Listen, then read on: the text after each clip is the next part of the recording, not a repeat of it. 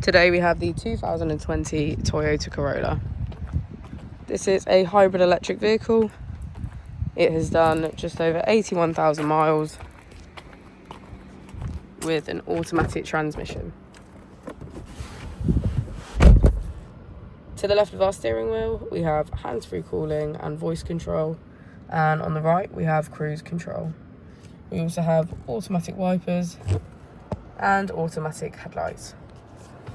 Moving on to our screen, we can access our setup, smartphone integration, map, audio, and menu.